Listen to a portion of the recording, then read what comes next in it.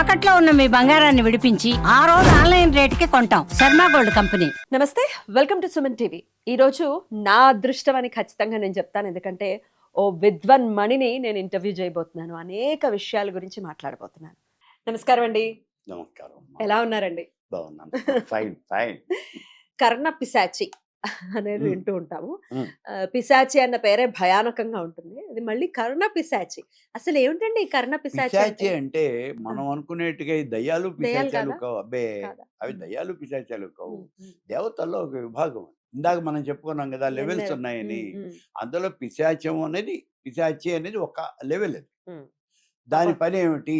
ఆ, అది కర్ణ పిశాచి అన్నాం. కర్ణ పిశాచి అంటే నీకు కావలసినటువంటి విషయాలన్నీ కూడా మ్మ్. నీకు తెలియజేస్తూ ఉంటుంది. దాని సాధన చేస్తే.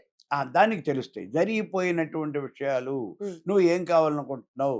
జరగబోయేది కూడా చెప్తా. లేదు లేదు. అవి జరగబోయేది చెప్ప- అబ్బే, చెప్పలేదు. అవి చెప్పవు. దానికి అంత సీన్ లేదు. జరగబోయే విషయాలు అసలు వాడికి ఏమీ తెలియదు. ఏమి తెలుసు, ఏం పాస్ట్ మాత్రం తెలుసు.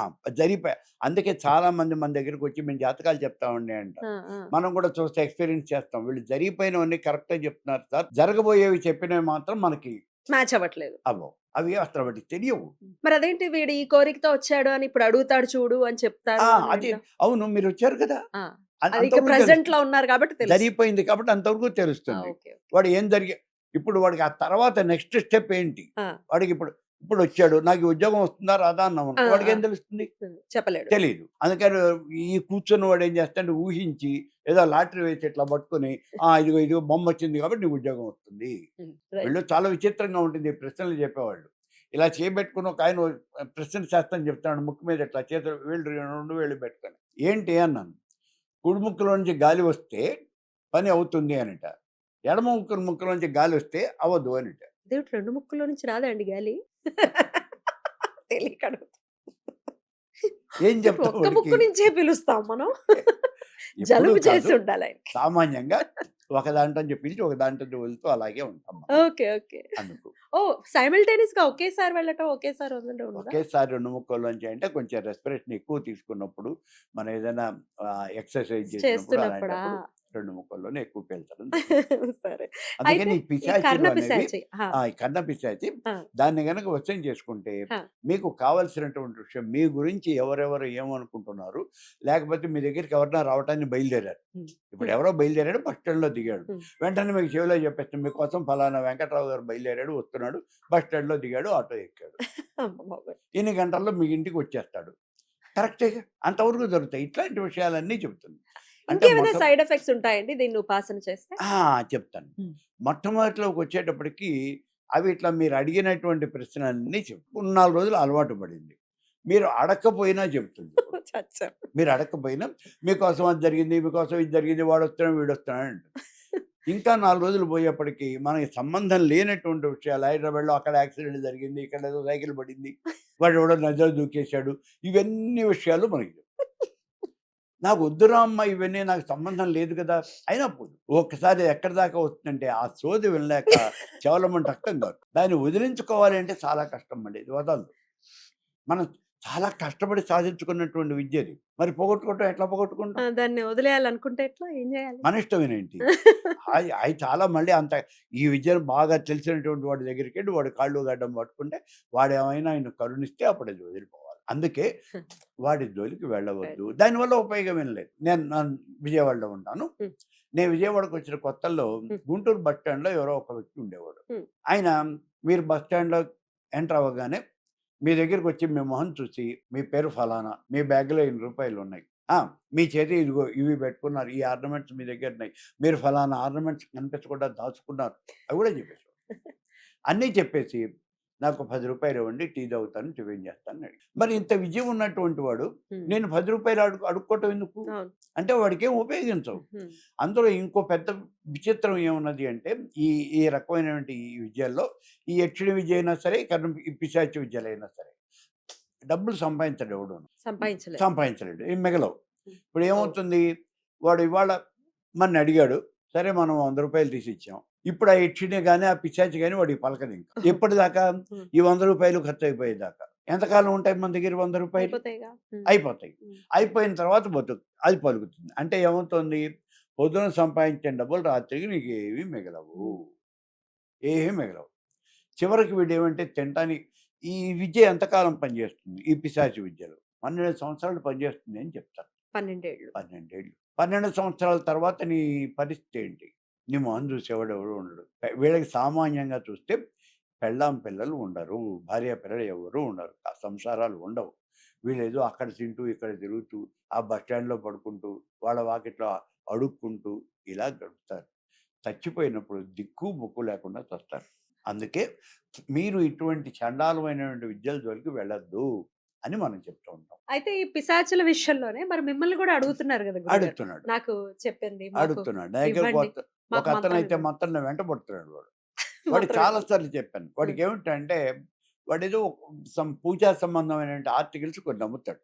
రుద్రాక్షలు, స్ఫటికమాలు ఇలాంటివి కొన్ని నమ్ముతాడు. వాడు ఇదేమిటంటే ఎదురుగుండా ఒక మనిషిని చూసి నీకు ఈ ప్రాబ్లమ్ ఉంది. ఈ మాల వేసుకో. ఓహ్! నీకు అది తగ్గిపోతుంది అని ఇలా సేల్స్ ప్రమోట్ చేసుకోవడం కోసమని అతని అతని ప్రయత్నం. హ్మ్. కాబట్టి వాళ్ళ ప్రాబ్లమ్స్ చెప్పాలంటే వీడికి ఆ విద్య కావాలి. అందుకని ఆ విద్య కావాలి. అని అడుగుతున్నారు. ఆ! నేను చెప్పాను. "అరే నాన్న నీకది పనికిరాదురా! నీకది ఎంతవరకు ఉపయోగిస్తుంది? వాడి ప్రాబ్లమ్ ఏముందో చెప్తావు. దానికి సొల్యూషన్ చెప్పడం నీ వల్ల కాదుగా. హ్మ్. దానివల్ల కాదు." హ్మ్. ఇప్పుడు పిశాచాన్ని పోనీ యక్షిణీ దేవతను పిలిచి వాళ్ళ పైన ఉన్నటువంటి వాళ్ళు దేవతలు. దేవత. ఆ దేవత ఎలా ఉంటుందో చెప్పు అన్నామనుకోండి. వాడికి తెలీదు. హ్మ్. ఇప్పుడు ఒక పెద్దాయన ఒక అధికారి ఒక ఐఏఎస్ ఆఫీసర్ ఉన్నాడు. వాడు వాకిట్లో అటెండర్ ఉన్నాడు. అటెండర్ దగ్గరికెళ్ళి ఇప్పుడు మీ గురువుగారు ఏం చేస్తున్నారు? మీ సార్ గారు ఏం చేస్తున్నారు? అంటే వాడికేం తెలుసు చూసొస్తానంట. వీడికసలు ఎంట్రన్స్ ఎంతవరకు ఉందో, హ్మ్. లోపలికి వెళ్ళగలడో లేడో మనం కరెక్ట్. చూడాలి కదా! కరెక్ట్. కాబట్టి వాడేం చెప్పగలుగుతాడు? వీడికన్నా పై వాళ్ళని గురించి వాళ్ళకి తెలీదు. అట్లాగే ఇక్కడ కూడా యక్షిణీ దేవతకి అసలు దేవత వాళ్ళకన్నా పైన ఉన్నటువంటి పై లెవెల్‌లో వాళ్ళని గురించి వాళ్ళకేం తెలీదు. హ్మ్. వాళ్ళ శక్తి అంతవరకే. అంటే ఆ పరిధి అలా గీయబడి ఉంటుంది. దాన్ని మించి దాన్ని పైకెళ్ళలేరు. హ్మ్. కాబట్టి వాళ్ళ జోలికి వెళ్ళటం అసలు మనకి ఇహంగాను, పరంగాను ఏ రకంగాను కూడా అది ఉపయోగం కాదు. దాన్ని నమ్ముకున్నటువంటి వాళ్ళు నీచమైనటువంటి చావులు చూస్తున్నారు. అది వీళ్ళకి తెలియక నేను చూశాను. ఈ కర్ణపిశాచి తెలుసు అని చెప్పుకుంటున్నటువంటి వాళ్ళని చాలామందిని చూశాను. అయితే వీళ్ళలో కొంతమందికే ఆ విద్యలు ఉన్నాయి. మిగిలిన వాళ్ళకి లేవు. వాళ్ళు లేకపోయినా ఉన్నది అని చెప్పేసి అలా వాళ్ళు పబ్బం గడిపేసుకుంటున్నారు. హ్మ్. దాన్ని పట్టుకొని దాన్ని నమ్ముకుని మనం జీవించటం అనేది ఏ రకంగానూ వీలు కాదు. అసలు మిమ్మల్ని ఎందుకు అడుగుతున్నారు? మీరు శ్రీ విద్య వైపు ఉన్నారు. అమ్మవారి ఆరాధనలో ఉన్నారు. మిమ్మల్ని కర్ణపిశాచి ఇవ్వమని అడగడం ఏంటసలు? వాళ్ళ లక్ష్యం ఏంటి అంటే హ్మ్. మా చేతిలో అన్ని మంత్రాలు సప్తకోటి మంత్రాలు మా చేతుల్లో ఉంటాయి అని, మేము ఏ మంత్రమైనా చెప్పగలము అని. అంటే శ్రీ విద్యలో పూర్ణదీక్షాపరుడికి ఏ మంత్రం మీదైనా అధికారం అనేది ఓకే. ఉంటుంది. కాబట్టి మీకు అన్ని మంత్రాలు తెలుసు కదా! హ్మ్. వాళ్ళ లక్ష్యం ఏంటంటే మాకు భూత భవిష్యత్ వర్తమానాలు అన్నీ కూడా తెలుసు. మేము ఏమైనా చేయగలం. మేము ఇలా అంటే అక్కడ ఏదో అయిపోతుంది. ఏమిటైపోయేది? ఏమీ కాదు. అంత శక్తి మాకుంటే మేము ఎక్కడెందుకుంటాం? మేము సామాన్యంగా మీకులా సామాన్యమైన మనుషులమే కదా! కాపోతే మీకన్నా ఇంకో 10 సార్లు మంత్రం ఎక్కువ చేసుంటాం. అంతకన్నా ఏమి ఉండదు కదా!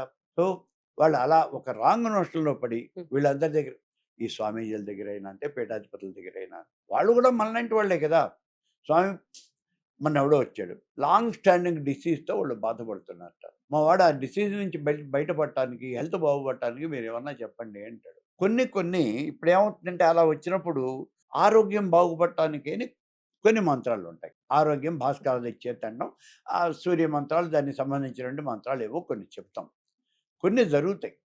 బై లక్ జరుగుతాయి కొన్ని. ఏదో మా యొక్క మహిమ వల్ల జరిగిపోయినాయి అని కాదు. నిజంగా చెప్పాలంటే ఒక చోట ఒక వ్యక్తికి క్యాన్సర్ వచ్చింది. మనకు కావాల్సినటువంటి వాడే. వాళ్ళు చాలా భయపడ్డారు. వాళ్ళు మందులు తీసుకుంటున్నారు. డాక్టర్ గారు కూడా దగ్గరగా చేతులు ఎత్తేసినంత పని చేశారు. ఆ టైంలో నేను అక్కడికి వెళ్ళటం జరిగింది.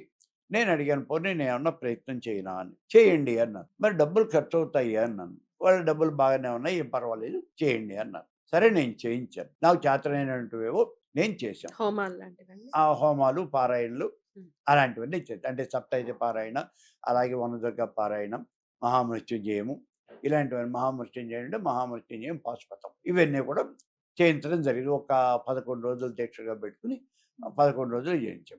5గురు పురోహితులను పెట్టి 5గురితోని చేయించి ప్రతిరోజు హోమాలు చేయటం ఇవన్నీ చేసాం. ఆయన అదృష్టం బాగుండి ఆయన బయటపడ్డాడు. ఆయన ఏదో బతికి బయటపడ్డాడు కాబట్టి అది మా గొప్పతనం ఎట్లా అవుతుంది? ఒకవేళ గొప్పతనం ఏదైనా ఉంటే ఆ మంత్రానికి ఉంటుంది, ఆ దేవతకు ఉంటుంది. ఆయన అదృష్టం బాగుంది. వాళ్ళ ఇంట్లో వాళ్ళ భార్య, పిల్లలు వాళ్ళ అదృష్టాలు బాగున్నాయి. అంతేగాని అది మా గొప్పతనం కాదు కదా!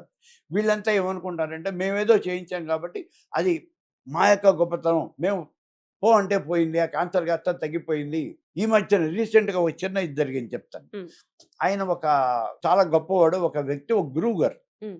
ఒక చాలా పెద్ద గురువుగారు. హ్మ్. ఆయన బోలెడు మంది ఫాలో చేస్తున్నారు. ఆయన శిష్యుల్లో ఒకడికి క్యాన్సర్ వచ్చింది. పాపం అప్పటిదాకా తెలీదు. సరే ఎప్పుడైనా క్యాన్సర్ థర్డ్ స్టేజ్‌లోనే తెలుస్తుంది అంటారు. హ్మ్. సరే తెలిసింది. తెలిసిన తర్వాత గురువుగారు ఆయన పోయి చాలా రోజులైంది. గురువుగారు పోయి చాలా రోజులైంది. హ్మ్. ఆయన ఆత్మ వచ్చి వీళ్ళతో మాట్లాడుతూ ఉంటుందట. హుహు. సరే మాట్లాడింది. ఇప్పుడు ఏం చెప్పింది? "నువ్వేం మందేసుకోవద్దు. కీమోథెరపీ చేస్తానంటారు. నువ్వు చేయించుకోవద్దు. హ్మ్. వాళ్ళు ఆపరేషన్ చేస్తానంటారు. చేయించుకోవద్దు. ఏం వద్దసలు నీకు. హ్మ్. నువ్వు అలాగే ఉండు. నేను చూస్తానని" చెప్పారు. "ఏం చూస్తారు?" అని అడిగాను నేను. "ఏం చూస్తారు? ఆయన చచ్చిపోతే చూస్తూ ఉండాలి. అంతకని ఏం చూస్తారు మీరు?" "ఆ! కాదండి గురువుగారు చూస్తా అన్నారు." మందేసుకోవటం మానేశాడు. అరెరే! నాకు తెలిసిన తర్వాత నేను చూడటానికి వెళ్ళాను. నేను చూడటానికి అప్పటికే ఆయన దగ్గరగా కోమా, సెమీ కోమాలో ఉన్నాడు. అదిగోండి కళ్ళు తెరుస్తున్నాడు. కళ్ళు ఇలా ఇలా అంటున్నాడు చూడండి. అంతా చూస్తున్నాడు. ఏమీ ఇలా. ఆయన చూసి నేను బయటికి రాగానే చెప్పాను. ఈయన 1, 2 రోజుల కన్నా ఎక్కువ ఉండడయ్యా. ఊరికే మీరంతా తపన పడుతున్నారు. ఇంకా ఏదో కాదులే గురువుగారు వచ్చారు. సాయంత్రం రాత్రి వచ్చారు. మాకు కనిపించారు. ఆయన చూస్తా అన్నారు. ఏం చూసారు? తెల్లారుజామున వచ్చి చూసుకున్నారు. సో ఇవన్నీ మేమేదో చేస్తాము అని చెప్పేసి చెప్పటం, జనాన్ని మోసం చేయటమే. రైట్. అలాంటిది ఏమీ ఉండదు. ఇవి మన చేతుల్లో ఏమి ఉండవు. అంత పెద్ద రోగాన్ని తగ్గించే కెపాసిటీ మనకుంటే, ఒకాయన ఎవరో వచ్చాడు ఒకసారి. నాకు రూ. 4,00,00,000 బాకీ వసూలు కావాలండి. అబ్బా! మీరు హోమం చేయిస్తే నాకు బాకీ వసూలయిపోతుందని చెప్పారు. ఎవరు చెప్పారయ్యా? ఎవరో చెప్పారండి. ఓకే. Very good. బావుంది. మీరు నాకు హోమం చేయించండి. అరే నాయనా! అదే నిజమైతే మోడీ పార్లమెంట్ భవనం అంతా ఈ హోమం చేసేవాళ్ళు, యాగం చేసేవాళ్ళని పెట్టించేసి ప్రతిరోజు హోమాలు చేయించేవాడుగా. ఈ బ్యాంకులకి లోన్‌లు ఎగ్గొట్టిన వాళ్ళు బోలెడు మందున్నారు కదా! కొన్ని కోట్ల రూపాయలు వసూలు చేసుకునేవాడుగా. మరి హోమాల వల్ల ఏమీ జరగదంటారా? జరగదని నేననను. హ్మ్. అద్భుతాలు జరుగుతాయి అని అనుకోవద్దు. జరుగుతాయి. ఎందుకు జరగవు? నా దగ్గర హోమం చేసిన వాళ్ళందరూ కూడా ఫలితం పొందిన వాళ్ళు బోలెడు మందున్నారు. హ్మ్. ఫలితాలు వస్తాయి. ఏవి? కొన్ని ఫలితాలు వస్తాయి. అంతేగాని ప్రతిదీ ఫలితం వస్తుంది అలా ఏం కాదు. హ్మ్. ఇప్పుడు మొన్న జరిగినటువంటి ఎలక్షన్‌లో ఒకాయన ఎవరో వచ్చాడు నాకు. సార్ నేను ఎమ్మెల్యేగా కంటెస్ట్ చేస్తున్నాను. వాళ్ళొచ్చారు ముందు. మా గురువు గారిని ఏమైనా సరే మీరు గెలిపించాలి. గెలిచేటటువంటి ఇది ఎక్కడ మనకు కనపడటంలా. అసలు ఏమీ చెప్పే పరిస్థితిలో కూడా మనం లేము.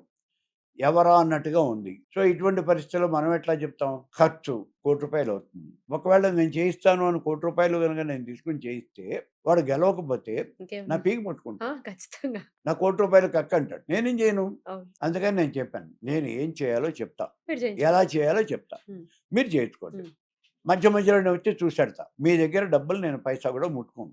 నాకు వద్దసలు. నేను పైన మాత్రం చూస్తా. అది కూడా వారానికోసారో ఏదో అలా ఎంతకాలం చేయించాలి? ఇప్పటి నుంచి ఎలక్షన్ అయ్యేదాకా వాళ్ళు లెక్కేసుకున్నాడు.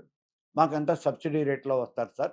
ఓకే. వాళ్ళు లెక్కేసుకుంటే 50,00,000 అయింది ఖర్చు. అబ్బో! నేను మళ్ళీ వస్తాను సార్ అన్నాడు. ఇక మళ్ళీ వచ్చేదేంటి 50,00,000 ఖర్చు పెట్టాలి. అవుతుందో లేదో తెలీదు. తెలీదు. కాబట్టి ఇవన్నీ అవుతుంది నేను చేయిస్తాను. అయితే నా మహత్యం కాకపోతే నీ మహత్యం అంతే.